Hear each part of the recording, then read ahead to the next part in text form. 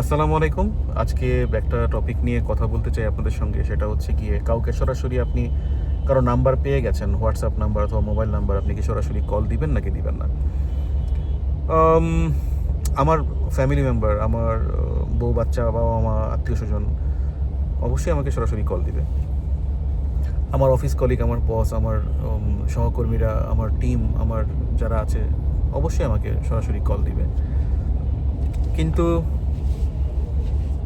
কারো একটা নাম্বার আপনি পেলেন কোনো একটা ডিরেক্টরিতে অথবা কোনো একটা মাধ্যমে, আপনি ডিরেক্ট একটা হোয়াটসঅ্যাপে কল দিয়ে দিলেন, অথবা আপনি কোনো পারমিশন নিলেন না, টাইম টুইম কিছুই বুঝলেন না।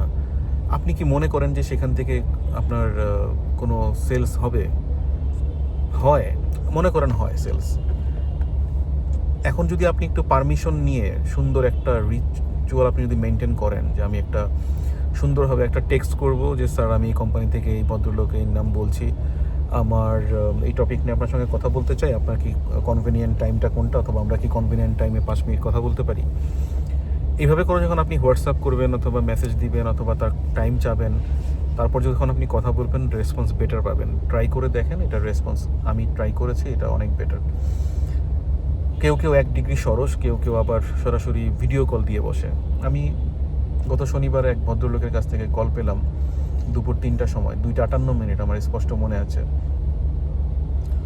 তার জব প্রয়োজন, সে কোনো একটা ব্যাংকে আছে, জব চেঞ্জ করতে চায়, আমার রেফারেন্স দরকার অথবা এই সেই। সরাসরি আমাকে হোয়াটসঅ্যাপে কল দিয়েছে দুপুর 3টায় শনিবার। তার হঠাৎ করে আমার কথা মনে হয়েছে, এবং সে বলতেছে যে বস, আপনার কথা আমার মনে হয়েছে যে আপনি আমাকে হেল্প করতে পারেন, তো কল দিয়ে দিলাম। ভেরি গুড, কল দিয়ে দিলেন। সম্পর্কটা যদি আমার সঙ্গে আপনার ওরকম হইতো, আমিও কিছু মনে করতাম না, বাট আমি ওনার নাম্বারটা ওই দিন জাস্ট ব্লক করছি, যে এই টাইপের ক্যালাস পিপলকে রেফার করে আমি আমার অবস্থানও খারাপ করতে চাই না।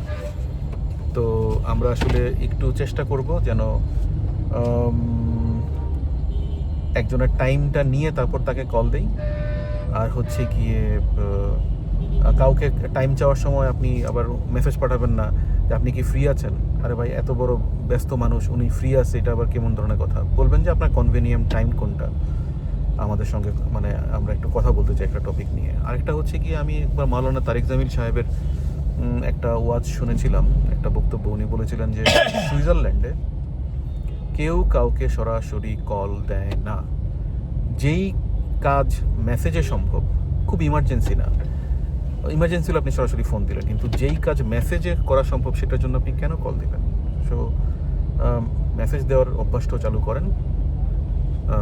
ধন্যবাদ। আসসালামু আলাইকুম।